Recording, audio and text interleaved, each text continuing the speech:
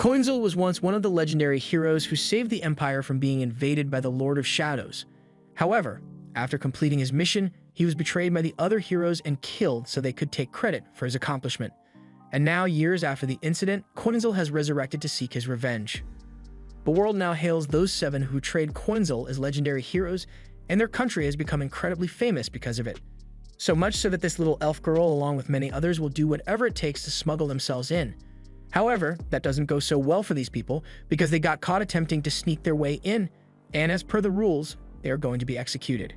The chief warrior monk, Rashib, always holds public executions whenever someone is caught trying to sneak in, mostly because it deters others from trying to cross the border illegally, but also because it's a lot of fun. With a huge smile on his face, he signals for the criminals to be hoisted up, and as they scream and beg for mercy, they are repeatedly stabbed through the guts until they are no longer breathing. Rashib then reminds all the spectators that they can legally cross the border if they obtain a travel pass from him, although applications do require some incentives to be approved. Now that the execution is over, Rashib heads backstage so he can rest, but once he gets back there, he finds one of his men holding the little girl from earlier. A soldier tells Rashib that he found the girl trying to stow away on one of the merchant's crates.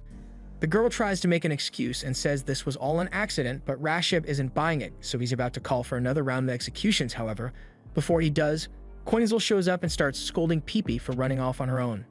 The soldiers are so confused that they let Peepee go for a second, but before Coinzel could leave with her, he is stopped and questioned as to who he is. He tells them he is Peepee's brother, but Rashib doesn't believe that since they don't look at all alike. But even if they really are siblings, it doesn't matter because Rashib will simply kill both of them at the next execution. Coinzel realizes that he's not going to be able to talk his way out of this one, so he's about to draw his sword, but just before he does, a man sneaks up behind him and Peepee and yanks them into the air. He scolds the 2 and acts as if he knows them before apologizing to Rashib for all the trouble they caused. Rashib normally wouldn't let this slide, but Wyatt gives him some very golden reasons to let them go, so Rashib decides to ignore the rules just this once. One of the soldiers can't believe Rashib would really let stowaways go, but Rashib has full authority here, so he doesn't have to listen to his subordinate. Once Rashib and the other soldiers are gone, Peepee thanks Wade for saving her, but then she gets smacked on the head by Coinzel.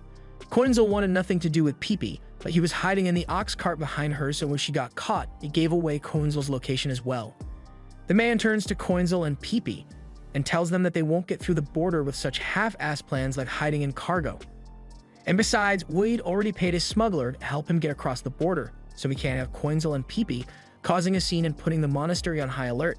He personally doesn't care if the 2 of them get caught and executed, but he tells them to just make sure it doesn't affect his own plans. He advises them to just turn around and give up on sneaking across the border if they value their lives, but before Wyatt can leave, Coinzel calls out to him and asks to know more about this smuggler he talked about. The man says he has no reason to tell a couple of kids about his contact, and in the first place, he doesn't understand why kids like them are willing to risk their lives just to get to the other side of the border. Peepee tells him that her home was destroyed, so there's nothing left for her here anymore, so she wants to get across for a better life. Just then, Coinzel's ears pick up the sound of a lot of footsteps, and he can tell that there are 13 armed men approaching, so he casually picks Peepee up, walks over to the canal, and throws her in. This way, he won't have to worry about protecting her if a fight breaks out, and on that note, they are immediately surrounded by 13 soldiers from the monastery. They know Rashib released them because they showed good virtue to him, but the rest of the soldiers didn't get anything, so they still came after them. Coinzel doesn't understand what these guys are talking about when they say virtue, so he asks Wyatt about it, and he explains that the monastery controls all the traffic going in and out of the border, so they are meant to judge whether someone is fit to cross over based on how virtuous they are, but in reality, travel is only approved for those who can bribe their way in. These soldiers saw how much Wyatt gave Rashib, so they know he must have more money on him, and they plan to take every last penny after killing them. One of the soldiers attacks Coinzel, but before he could land his attack, Coinzel draws his sword and slashes the soldier's body in half. Wyatt is amazed by Coinzel's strength since he was able to cut a man in half so easily, and the other soldiers are terrified, but they still want that money, so they all rush in to attack him at once. But unfortunately for them, they were sorely outmatched, so that day 12 dead bodies were dumped into the canal. After they've disposed of all the evidence, Weed says he has a favor to ask of Coinzel, and in exchange, he will tell Coinzel about the smuggler he mentioned. A little while later, Peepee finally makes it out of the water, but even though she's upset about getting thrown in like that, she doesn't have any time to complain because Coinzel says they are going to meet the smuggler. Weed leads the group into a tavern underneath the city, and while Coinzel and Peepee are sitting at a table, he has a little chat with a smuggler and tavern owner Altia.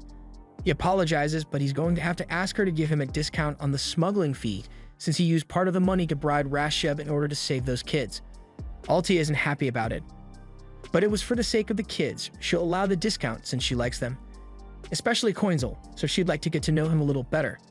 Wide later heads downstairs and tells Coinzel that Altia wants to see him in her room, but before he goes in, he asks Coinzel to try not to ruin Altia's mood. Altia offered to help Coinzel in exchange for getting her cheeks clapped, but Coinzel refuses and says he doesn't need her help since he's sure he can cross the border by himself. She asks him if he's sure he wants to reject her offer since if he misses the ship today, then he will miss his chance to meet the 7 great heroes. This gets Coinzel's attention, so he asks her what she means by that. And Altia explains that the 7 great heroes are going to be stationed near the border in order to suppress the civil war, so if Coinzel manages to get across, he's pretty much guaranteed to run into them.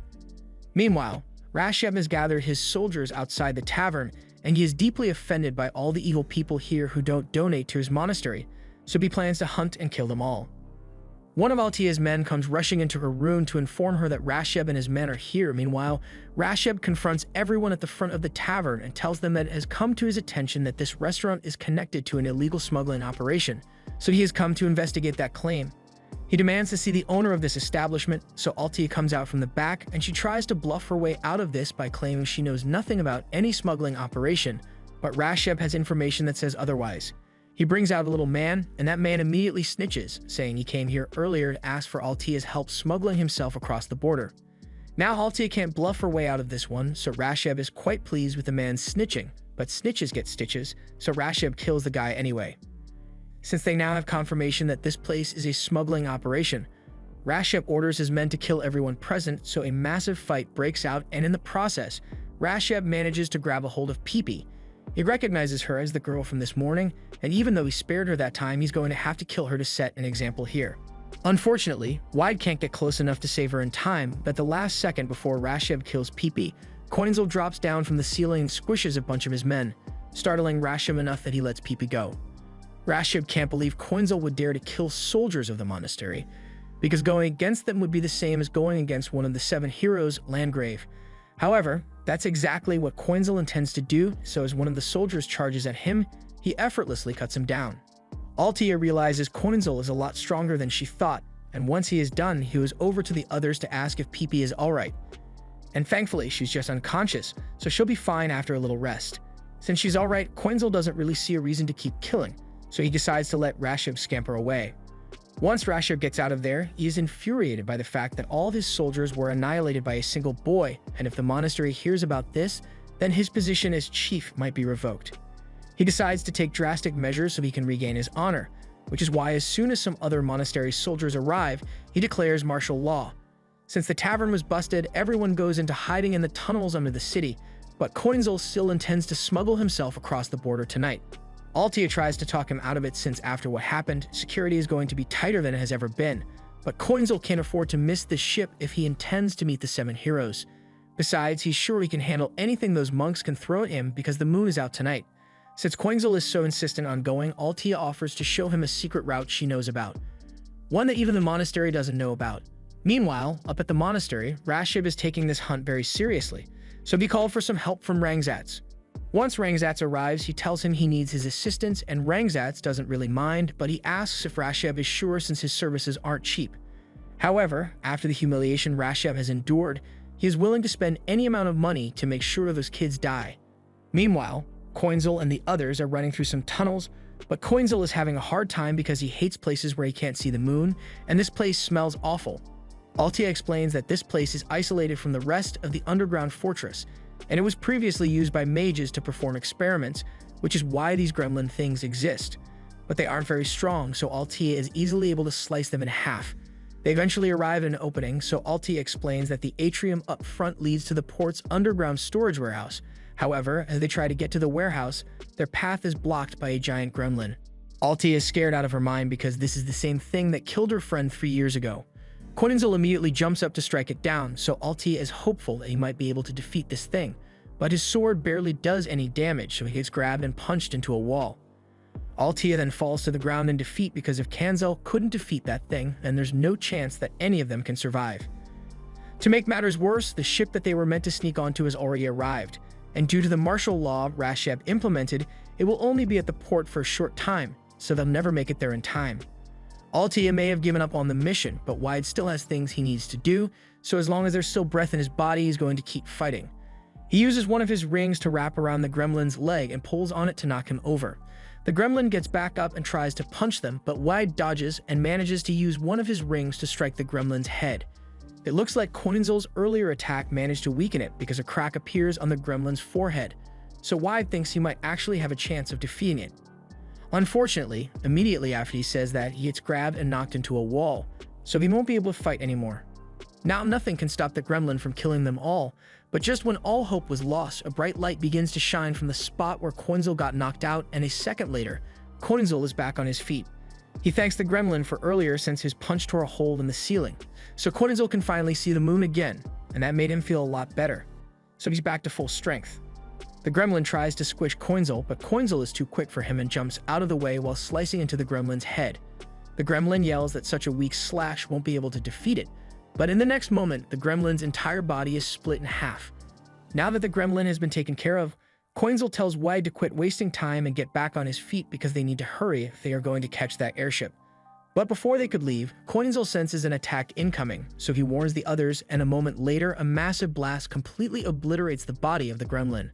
The one behind it was Reincarnates with his magic sword, and Rasheb is sure that Reincarnates can finish Coinzel off once and for all.